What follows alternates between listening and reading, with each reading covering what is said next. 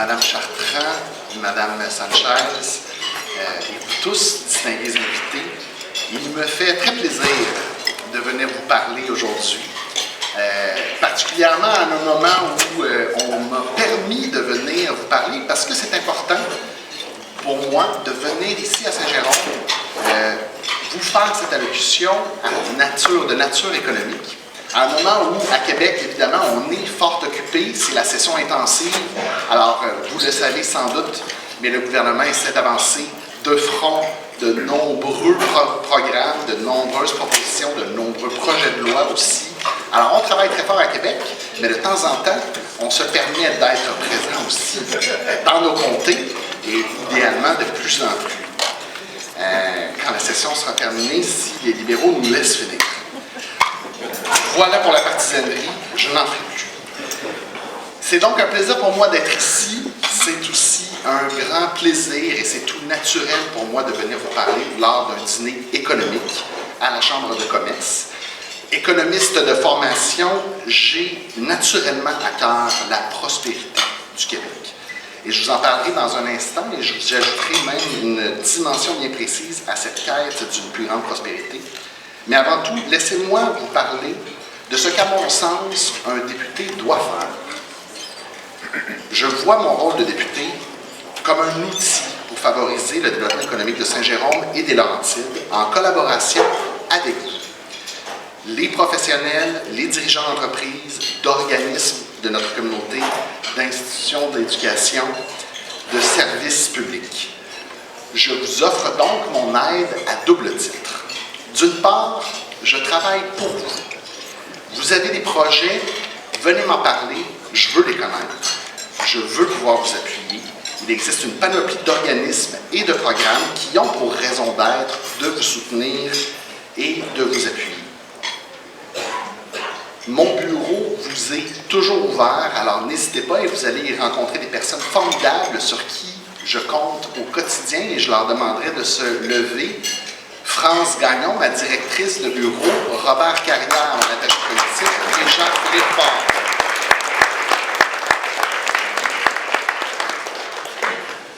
Ils font un travail formidable et ils m'épaulent de façon remarquable. D'autre part, je souhaite aussi être un ambassadeur ambitieux pour Saint-Jérôme et sa région et attirer l'attention d'autres moteurs économiques qui seront éventuellement vos clients et vos fournisseurs, en vantant partout nos forces, nos ressources naturelles, nos institutions de haut savoir, notre situation géographique enviable entre la région métropolitaine et la nature, et éventuellement, et notre croissance démographique aussi à ne pas oublier, et éventuellement, notre nouvel hôpital, et nos axes routiers plus fluides. On travaille fort pour ça aussi. J'étais particulièrement heureux d'avoir enfin une annonce pour une vraie modernisation de l'hôpital régional de Saint-Jérôme. Une annonce que la ministre de la Santé et des Services sociaux, Danielle Mécan, est venue faire en personne le 23 mai dernier. On parle de doubler la superficie de l'hôpital, d'ajouter environ 130 lits, d'ajouter des services d'un centre mère-enfant, bonifier l'offre de services en médecine nucléaire par l'ajout d'un TEP-scan, mais également la mise à niveau de divers services, dont 10 salles de chirurgie et le centre intégré de cancérologie. Dans quelques années, je vous le dis, nous ne reconnaîtrons plus notre vieil Hôtel-Dieu dans ces nouveaux bâtiments modernes dotés d'équipements à la fine pointe de la technologie. J'ai poussé fort sur ce projet parce que les besoins sont criants et parce que les Jéromiens se plaignent à juste titre de leur hôpital. Non pas des gens dévoués qui y travaillent, mais des installations vétustes qui empêchent de répondre à une demande croissante. Sans la mobilisation des médecins, du CIS des Laurentides, de la ville de Saint-Jérôme et de tant d'autres acteurs, nous n'aurions pas eu un tel succès en quelques mois à peine après près de 20 ans d'attente. Grâce à une collaboration exemplaire, grâce à un travail d'équipe, une première étape est enfin franchie. Il en reste d'autres et il faut veiller au grain, moi le premier, et je m'y engage. En transport, il y a aussi des efforts à faire, sachant que la naissance du réseau express métropolitain, le fameux REM dont on entend parler, ne se fera pas sans douleur. Au moins, durant la construction, des mesures d'atténuation seront mises en place. Alors, incroyable mais vrai, mais il n'y en avait pas qui avait été prévu. Le gouvernement actuel a donc débloqué dans l'urgence 200 millions de dollars en collaboration avec la Caisse de dépôt. Une fois en opération, heureusement, le REM aura un impact positif important pour désengorger nos axes routiers. Tant en éducation qu'en santé et en transport, je suis convaincu qu'on met toutes les chances de notre côté et que cette fois, le gouvernement travaille avec et pour les Laurentides. Ça aussi, c'est mon rôle. Ça fait partie de nos forces que je vante chaque fois que c'est possible et je continuerai de le faire pour attirer des entreprises, des projets et de la main-d'œuvre. Tous ces gestes sont posés en vue d'une plus grande prospérité économique, mais je vais vous confier une chose, ça m'attriste de voir que la croissance économique, la réussite, le développement, les projets ambitieux ont parfois mauvaise presse. Peut-être parce que les économistes, et je m'inclus dans le lot, ont tenu pour acquis que tout le monde était d'accord avec la prospérité pour la célébrer. Pourtant, bien des gens semblent s'opposer chaque fois qu'on fait un pas en avant. Alors, il faut défendre l'idée qu'être prospère est un objectif louable et enthousiasmant. D'abord, je suis convaincu que la pauvreté relative du Québec en Amérique du Nord n'est pas une fatalité. Il n'y a pas de fierté dans l'indigence, il n'y a pas de fierté dans la dépendance. Aucune société humaine n'a rayonné sans d'abord prospérer sur le plan matériel. La prospérité permet des conditions de dignité, d'allongement de l'espérance de vie, de bonne santé, de convivialité sur le plan personnel. Et sur le plan collectif, la prospérité se fonde sur des principes forts, comme ceux de liberté, d'égalité en droit, d'égalité des chances, qu'on ne doit pas oublier. Et ensuite, il y a vous tous. Vous montrez chaque jour le visage moderne de la prospérité, celle qui se fait en respectant les employés, en respectant l'environnement, en s'engageant dans sa communauté. Alain Dubuc, l'économiste et chroniqueur de la presse, a écrit un livre pour faire l'éloge de la richesse. Alors, comme lui, je veux vous transmettre le message avec toute la passion que j'ai pour la prospérité, de ne pas vous laisser décourager par le défaitisme ambiant parfois, mais d'aller de l'avant en respectant vos valeurs et vos passions. La prospérité et la fierté vont de pair. Une phrase qui m'a beaucoup marqué et que je vous partage, sans prospérité, la fierté manquerait de moyens. Et sans fierté, la prospérité manquerait de sens. J'ajouterais un lien à la prospérité et la fierté avec la dignité. Parce qu'ici même, à Saint-Jérôme et dans ses environs, on peut voir le visage de la pauvreté en commençant par l'itinérance et les problématiques de santé mentale. Certaines fois, on croise cette pauvreté sans vraiment la voir.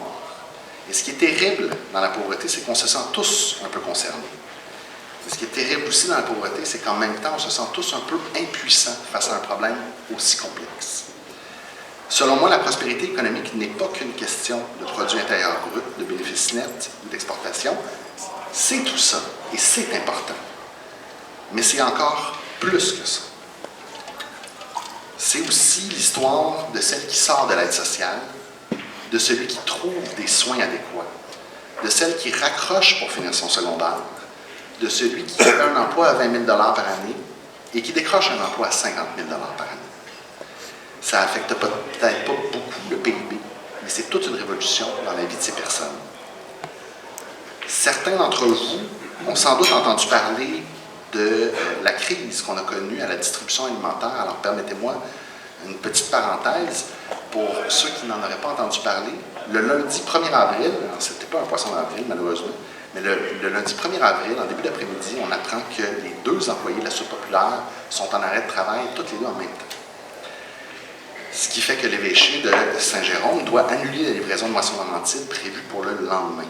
Alors finalement, après de nombreux coups de fil, on a fait aller le téléphone, on a réussi à s'assurer que le service soit donné le mardi, donc le lendemain, et tous les autres jours, afin que ces familles qui ont des besoins ne soient pas laissées en plan.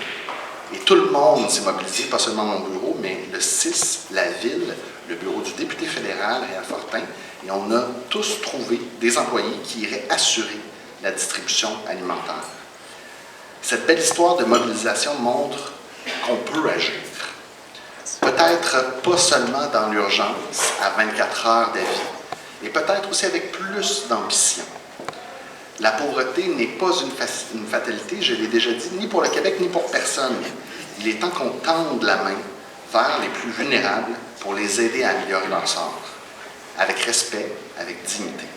Je profite donc de cette tribune devant vous, devant la communauté d'affaires du Saint-Jérôme métropolitain, pour vous annoncer que cette main tendue aux plus démunis, j'entends la concrétiser ici, dans Saint-Jérôme, au cours des prochaines semaines, en allant à la rencontre de groupes communautaires, tels que Fleurs de Macadam, notre refuge pour itinérants, rencontrer la Soupe populaire, éventuellement peut-être le service de police de la ville de Saint-Jérôme, des commerçants du centre-ville qui vivent aussi cette problématique, afin de les entendre sur le sujet, de réfléchir avec eux à des solutions innovantes qu'on peut mettre en place. Il est temps d'avoir une meilleure idée de cet enjeu social et économique profondément humain. Il est temps d'avoir un plan de match efficace pour améliorer véritablement les choses. Et il est temps de travailler ensemble comme on sait le faire dans les Laurentides.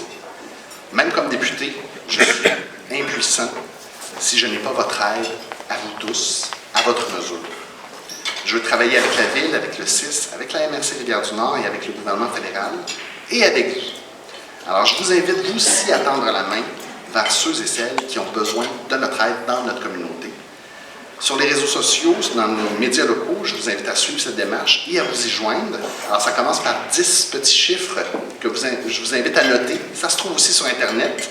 C'est le 450-569-7436. C'est le numéro de mon bureau. N'hésitez pas. Je sais comment ça commence, cette démarche. Je ne sais pas comment ça finit. À part une chose, ça aussi, c'est de promouvoir la prospérité de Saint-Jérôme pour laquelle vous travaillez tous tellement fort. Alors, laissez-moi vous dire en terminant que vous m'inspirez énormément, que votre amour pour Saint-Jérôme et sa région peut faire la différence et que je me joins à vous pour que notre communauté soit prospère, digne et fière. Merci beaucoup.